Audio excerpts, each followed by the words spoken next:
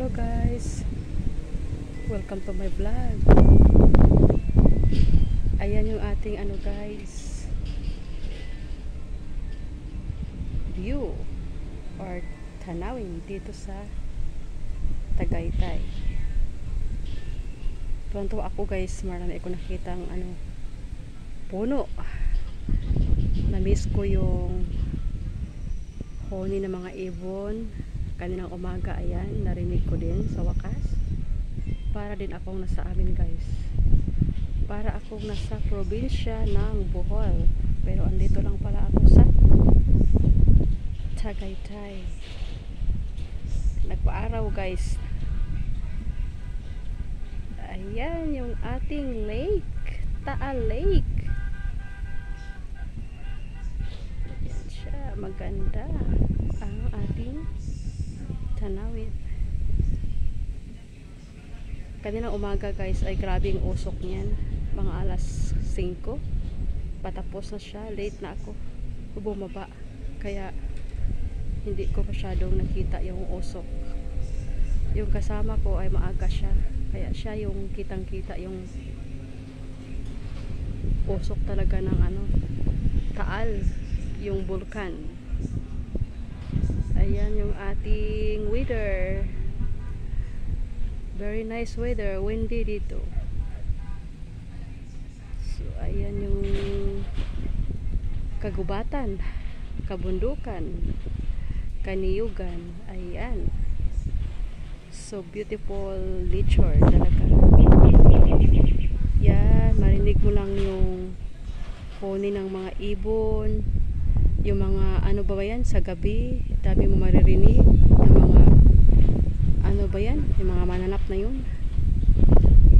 Katabi lang to ng highway guys, papuntang Batangas. So paggabi ay maingay yung mga bus, lalong lalo na sa madaling araw. Ang pakiramdam ko guys nung umaga ay mga alas 4 pasado. Gising na ako guys, 4 o'clock something.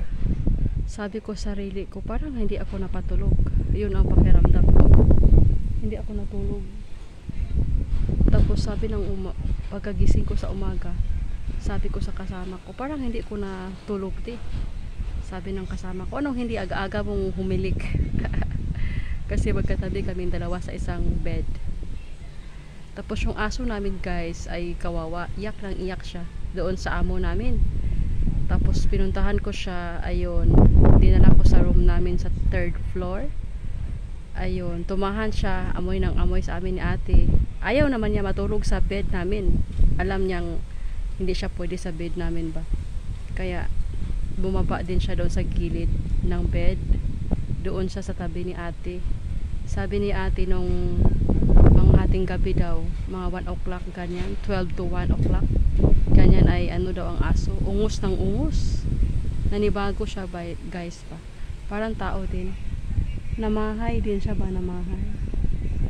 Kaya din siya, kanang ungos ng ungos, hindi malaman kung anong gagawin. Ayan guys, so pakita ko sa inyo guys nasaan siya. Ayan, nagpaaraw.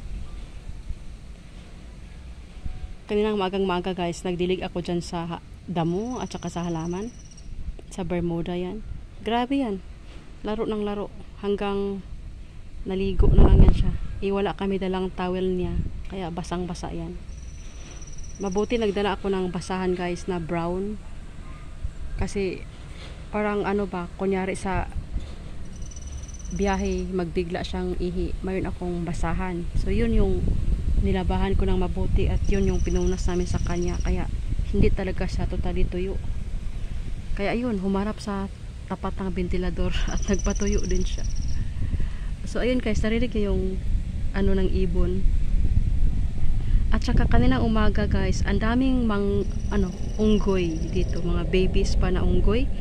Ang dami nila. Umakyat pa talaga sila sa tuktok ng yan tuktok ng kawayan, mga kawayan na dyan. Nagtungtong sila, nagpapansin. Siguro ba nang hingi ng pagkain ka, nagutom.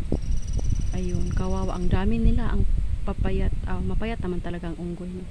Maraming maliliit na unggoy. Grabe, kakaawa. Tapos pagbalik namin ulit wala na, nagtago na rin sila. Kasi ano nga to kagubatan ba. So ito yung ini-imagine ko guys noong ano ba, panahon na nibuto na siya. So ano yan lahat, puti, brown, di ba? Ganyan. So ngayon ganyan na siya. Nakabawi na. Ang daming ano pala, mga ano ba yan? Yung nag-alaga daw ng isda dyan, mga tilapia or bangus. Kasi ano yan siya lake. Ano yan siya, matabang ba na tubig. Kaya pala sinabi na ang Batangas na bangus or tilapia ay walang amoy. Kasi yung iba kasi amoy putik. Ayan guys. Ito yung aming Sunday. Nag-overnight kami dito Nag-overnight lang kami dito guys. So maya-maya ng konti after lunch ay magbiyahe na rin kami pa Manila. So at least guys, dito lang kami, hindi kami nakapasyal talaga. Dito lang. At least din ano ba, naano din namin yung sariwang hangin, presko. Po. Ayan guys, naputol kasi tinawag ako ni boss. So may inutos lang siya sa akin. Kaya yun medyo naputol yung ano ko kanina. Kaya ito bumalik na naman. So ayan guys, maraming salamat sa inyong panonood ng aking channel, sa pagsusupport ng aking silent live, ng aking live, ng aking mga video na ina-upload. Thank you so much. At saka hanggang dito na lang. Ayan yung ating view at sa wakas nakagala din dito at nakatingin ng mga magagandang tanawin guys. Hindi gaya sa buildings na ano lang, puro lang tower yung nakikita. So ayun, bye bye, happy Sunday, ingat-ingat po ang lahat.